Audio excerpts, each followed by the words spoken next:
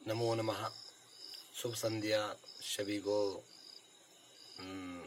स्वतंत्रता दिवस की अग्रिम शुभकामनाएं। जय माँ भुवनेश्वरी।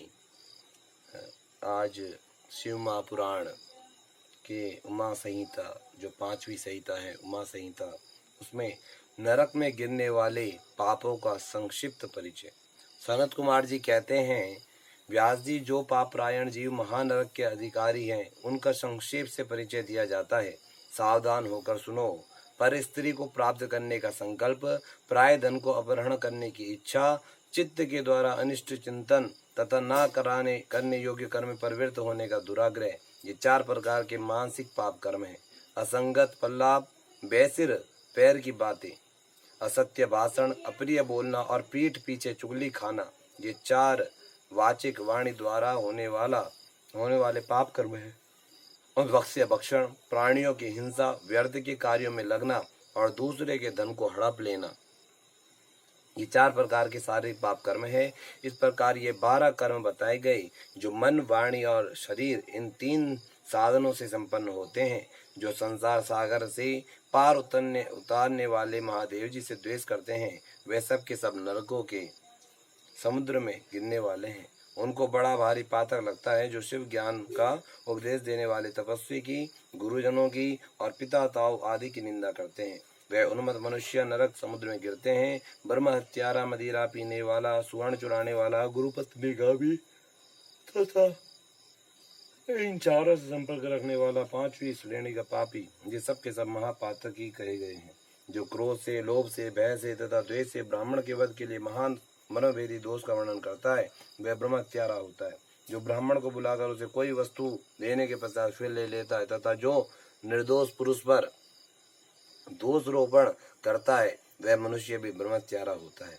जो भारी सभा में उदासीन भाव से बैठे हुए श्रेष्ठ द्विज को, ब्राह्मण को, अपनी विद्या के अभिमान से अपमानित करके उसे निस्तेज हतप्रभ कर देता है, उसे ब्रह्म हत्यारा कहा गया है। जो दूसरों के यथार्थ गुणों का भी बलात् खंडन करके झूठे गुणों द्वारा अपने आप को उत्कृष्ट सिद्ध करता है, वह भी निश्चय ही ब्रह्म हत्यारा होता है।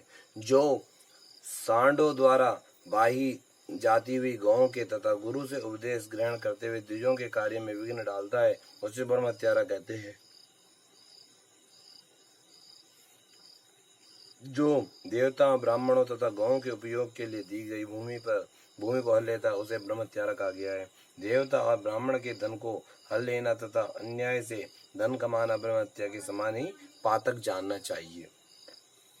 जिस किसी व्रत, नियम तथा यज्ञ को ग्रहण करके उसे त्याग देना तथा पंच महायज्ञों का अनुष्ठान न करना मदिरा पान के समान पातक बताया गया है। पिता और माता को त्याग देना, झूठी गवाही देना, ब्राह्मण से झूठ वादा करना, शिव भक्तों को मांस खिलाना तथा अभक्ष्य वस्तु का भक्षण करना ब्रह्म हत्या के तुल्य कहा गया है। वन में निरपराध प्राणियों का वध कराना भी ब्रह्म हत्या के ही तुल्य है। साधु पुरुष को चाहिए कि वह ब्राह्मण के धन को त्याग दें, उसे धनों के कार्य में न लगाएं, अन्यथा ब्रह्म हत्या का दोष लगता है। गौओं के मार्ग में, वन में तथा गांव में जो लोग आग लगाते हैं, वे भी ब्रह्म हत्या ही करते हैं। इस तरह के जो भयानक पाप हैं, वे ब्रह्म हत्या के समान माने गए हैं। ब्राह्मण के द्रव्य का अपहरण करना, पैतृक संपत्ति के बंटवारे में उलटफेर करना है। अत्यंत अभिमान और अधिक क्रोध करना, पाखंड फैलाना, कृतज्ञता करना, विषयों में अत्यंत आसक्त होना, कंजूसी करना, सत्पुरुषों से द्वेष रखना, पर स्त्री समागम करना, श्रेष्ठ कुल की कन्याओं को कलंकित करना, यज्ञ, बाग, बगीचे, सरोवर तथा स्त्री पुरुषों को विग्रह करना, तीर्थ यात्रा, उपवास तथा कव्रत एवं उपनयन आदि का सौदा करना, स्त्री के धन से जीविका चलाना, स्त्रियों के अत्यंत वशीभूत होना, स्त्रियों की रक्षा न करना तथा छल से प्राय स्त्रियों का सेवन करना, ब्रह्मचर्य आदि व्रतों को त्याग देना, दूसरों के आचार का सेवन करना, असत शास्त्रों का अध्ययन करना, सूखे तर्क का सहारा लेना, देवता, अग्नि, गुरु, साधु तथा ब्राह्मण की निंदा करना, पितृयज्ञ और देवयज्ञ को त्याग देना, अपने कर्मों को परित्याग करना, बुरे स्वभाव का अपनाना, नास्तिक होना, पापों में लगना और सदा झूठ बोलना, इस तरह के पापों से युक्त स्त्री पुरुषों को उपपात की कहा गया है। जो मनुष्य गौओं, ब्राह्मण कन्याओं, स्वामी, मित्र तथा तपस्वी महात्माओं के कार्य को नष्ट कर देते हैं, वे नरकगामी माने गए। जो ब्राह्मणों को दुख देते हैं, उन्हें मारने के लिए शस्त्र उठाते हैं, जो द्विजों द्वारा समुद्रों की यो द्विज होकर शूद्रों की सेवा करते हैं तथा जो कामवश मदिरा पान करते हैं, जो पापरायण, क्रूर तथा हिंसा के प्रेमी है, जो गौशाला में, अग्नि में, जल में, सड़कों पर, पेड़ों की छाया में, पर्वतों पर, बगीचों में तथा देव मंदिरों के आसपास मल मूत्र का त्याग करते हैं, बांस, ईंट, पत्थर, काट, सिंह और कीलों द्वारा दुरास्ता रोनते या रोकते हैं, दूसरों के खेल आदि की सीमा मेड़ मिटा देते हैं, छल से शासन करते हैं, छल कपट के ही कार्यों में लगे रहते हैं, किसी को ठग कर लाए हुए पाक अन्न तथा वस्तुओं का छल से ही उपयोग करते हैं, जो स्त्री पुत्र, मिल बाल, वृद्ध, दुर्बल, आतुर, वृत्ति, अतिथि तथा बंधुओं जनों को भूखे छोड़कर स्वयं खा लेते हैं, जो अजितेंद्रिय पुरुष स्वयं नियमों को ग्रहण करके फिर उसे त्याग देते हैं, संन्यास धारण करके भी फिर से घर बसा लेते हैं, जो शिव प्रतिमा को भेदन करने वाले हैं, गौओं को क्रूरतापूर्वक मारते हैं और बारंबार उनका दमन करते हैं, जो दुर्बल पशुओं का पोषण नहीं करते, सदा उन्हें छोड़ रखते हैं,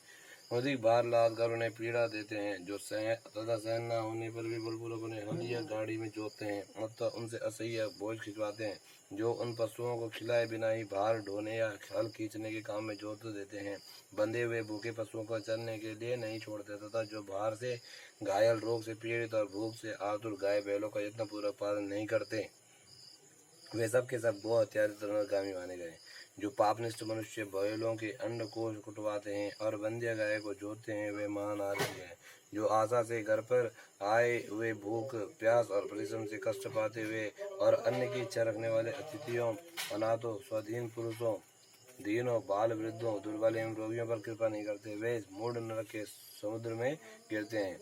मनुष्य जब मरता है तब उसका कमाया हुआ धन घर में ही रह जाता है, भाई बंधु भी शमशान तक जाकर लौट आते हैं, केवल उसके किए वे पाप और पुण्य ही परलोक के पथ पर जाने वाले उस जीव के साथ जाते हैं, जो औचित्य की सीमा को लांघकर मनमाना कर वसूल करता है तथा दूसरों को दंड देने में ही रुचि रखता है, वह राजा नरक में पकाया जाता है।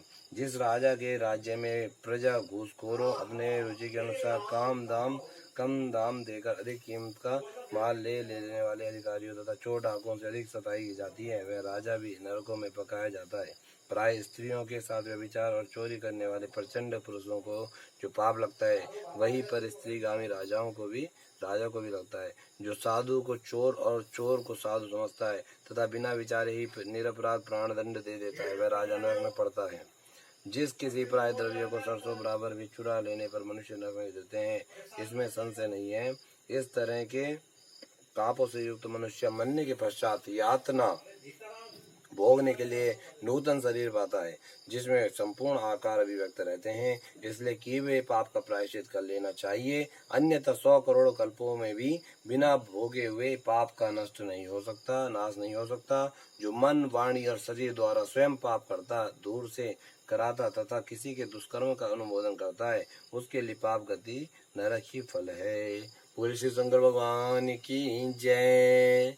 ओम विघ्नेश्वराय वरदाय सुरप्रियाय लंबोदराय सकलाय जगद्दिदाय नागाननासुते विभूषिताय गौरीसाय गणनाथ नमो नमस्ते। ओम सौराष्ट्रे सोमनाथं च श्रीशैले मल्लिकार्जुनम् उज्जैनां महाकालम् ओंकारं मलमेश्वरम् परल्यां वैद्यनाथं च डाकिन्यामेव शङ्करम् शेतुवन्दे तु रामेशं नागेशं दारुकावने वाराणस्यां तु विश्वेशं त्र्यम्बकं गौतमी तटे हिमालये तु केदारं कुसुमेशं शिवालये एतानि ज्योतिर्लिङ्गानि सायं प्रातःपठेन सप्तजन्मृतं पापं सेना विनश्यति। ओम हरि ओम चंद्रशेखर चंद्रशेखर चंद्रशेखर पाहि मां चंद्रशेखर चंद्रशेखर चंद्रशेखर रक्ष मां। बोले शिव शंकर भगवान की जय। अपने अपने माता पिता की जय, सभी गुरुजन बिंद भगवान की जय, सभी ब्राह्मण समाज की जय, सनातन धर्म की जय, धर्म की जय हो, अधर्म का नाश हो, प्राणियों में सद्भावना हो, विश्व का कल्याण हो, गौ माता की सेवा हो, अपने अपने गुरुदेव भगवान की जय। ओम नमः पार्वती पतये, हर हर महादेव शंभो। सभी को शुभ संध्या, शुभ रात्रि, जय मां।